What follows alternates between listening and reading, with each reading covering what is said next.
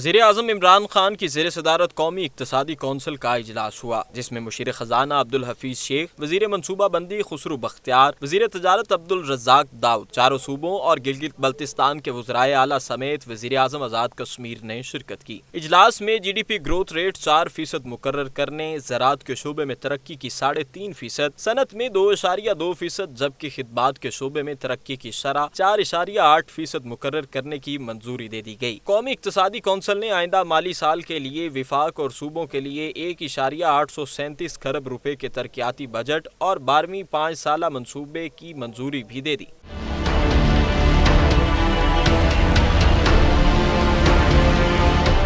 इसी मौका पर वज़ीर-ए-आज़म इमरान खान ने सूबों को NFC अवार्ड में से फाटा के लिए हिस्सा देने पर जोर देते हुए कहा कि मौजूदा मुआशी बहरान से निकलने के लिए विफाक और सूबों की मुश्तरका काविशों की जरूरत है। जब हुकूमत मिली तो पाकिस्तान मुल्क की तारीख के शदीद मुआशी बहरान का शिकार था। हमारी तमाम तर कोशिशें मुल्क को डिफॉल्ट होने से बचाना था। हम वो तमाम काम कर रहे हैं जो पहले किए जाने चाहिए थे।